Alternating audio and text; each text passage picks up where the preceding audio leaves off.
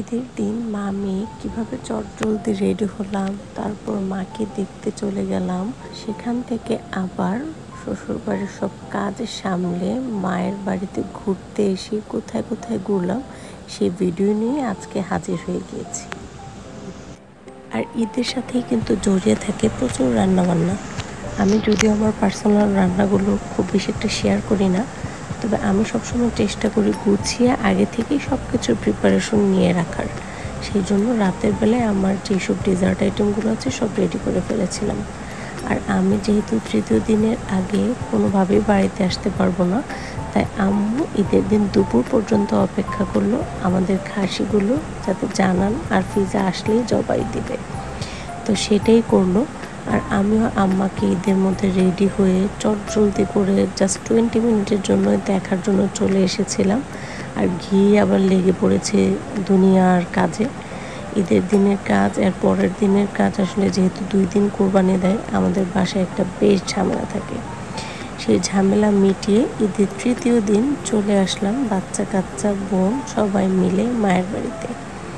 এখানে এসে আমাদের একটা মাস্ট হ্যাভ জায়গা হচ্ছে আমাদের নদীর পাড়। আসলে নদীর পাড়টা এত সুন্দর, এখানে না গেলে আসলে বোঝা যায় না। আর এখন কিন্তু পানিও বেড়েছে। এই যে আমাদের বাচ্চা কাচ্চাগুলা পাগলের মতো দৌড়াদৌড়ি করে। আর আমার যে এক মেয়ে, ওরে যদি কেউ হাতে ধরে হাঁটাবে বা আস্তে হাঁটতে বলবে, তাহলে ও পাগলের মতো আরও বেশি দৌড়াদৌড়ি করে। আর ওর সাথে একজন লেগেই থাকতে হয়। এই মনে হয় যেমন দৌড় দিয়ে পানিতে চলে গেল, এরকম একটা উল্টাপাল্টা দৌড় দেয়। আর যেহেতু ওর দৌড় দেওয়া এখনও ঠিকঠাক মতো শিখে নাই, সেই জন্য আম্মা ওর পেছনে সবসময় লেগেই থাকে। এই তো আমরা সবাই মিলে চায়ের দোকানে বসে চা খেয়ে নদীর পাড়ে এসে হাঁটাহাঁটি করছিলাম। খুবই ভালো লাগছিল। কিন্তু আমার এই যে নাছোড়বান্দা জানান, ও কিন্তু দেখতে ওকে খুবই শান্তশিষ্ট লাগে, কিন্তু ও একটা লেজ বিশিষ্ট বাচ্চা। খুবই দুষ্টামি করে। ওকে হাতে ধরে রাখতে চাইলে কোনোভাবেই সে থাকবে না। একটু পরে দেখবেন আমি কেন হাতে ধরেছি, সেই জন্য সে একটা ব্যাপক কান্নাকাটি করে হাতটা টেনে ছুটায় নিয়ে তারপর দৌড় দিবে। কোনোভাবে ওকে ধরে রাখা যাবে না। কেন ধরে রেখেছি, ব্যাপক চিল্লাচিল্লি করে।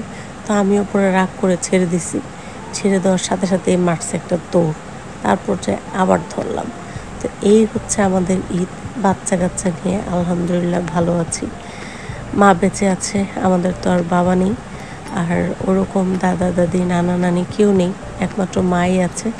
আর একটা পছন্দের খালা ছিল, যার বাসায় আমরা ঘুরতে যেতে খুব পছন্দ করতাম। আমার অন্যান্য খালারাও খুব পছন্দের, কিন্তু আমার ওই খালা মারা যাওয়ার পর থেকে আমার আম্মু অসুস্থ, সেই জন্যই বারবার বাড়িতে আসা, ঘুরতে আসা।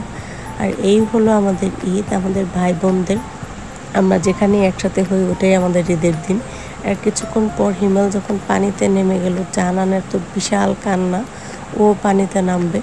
যদিও তারপর জানান আমি দুইজনেই নেমে গোসল করেছিলাম।